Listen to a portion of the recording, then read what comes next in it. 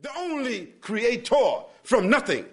Yeah, you and I, we can create something from clay, or we can make something out of paper, out of steel, out of wood.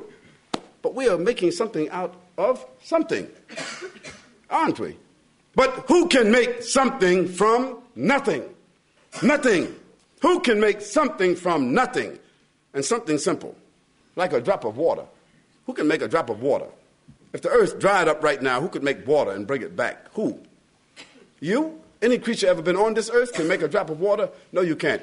You can't make a fly. You can't make an apple. You can't make an eye. You can't make a brain. You can't make a grain of sand. You can't reproduce nothing. You can clone it, you can drone it, but you can't make something from nothing.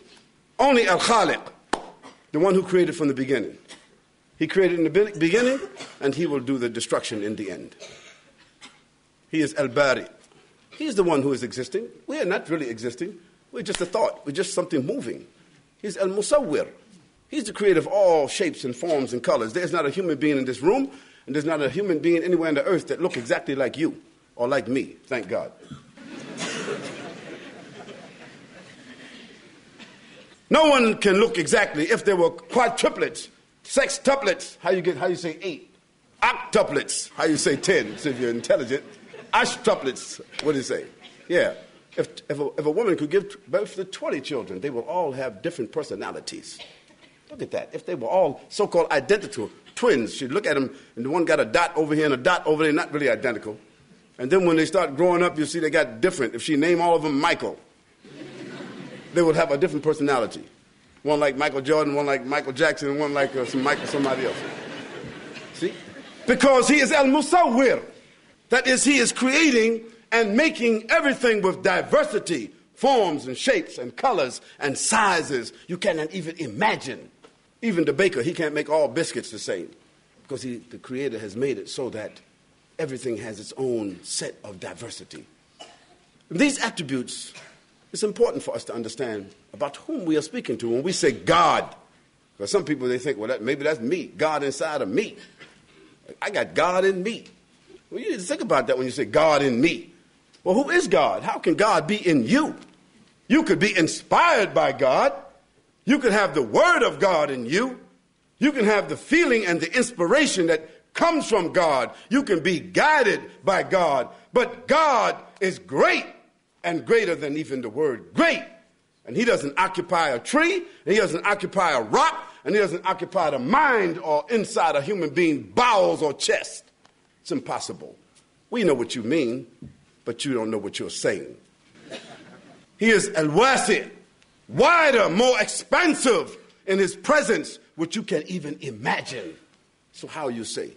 So we say these things so that when we speak about God, we qualify it. Man, we thank the Sheikh for his choosing those ayats. I didn't ask him. This is my first time to meet him.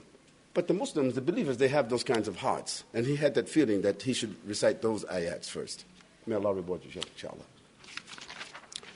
Brothers and sisters and respected guests, I think we have the responsibility to talk about or ask the question, what do you really know about Islam? Because people talk so much. You know, everybody talking about Muslims this and Islam is that and Muhammad, Quran. Everybody's just talking.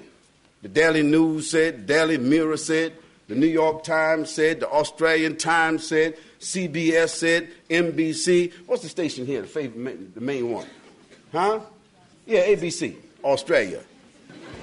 They said, CNN said, the library said, my preacher said, my teacher said, my mother said, my neighbor said. Everybody just talking about Islam. But Islam has a definition. It has a literary definition.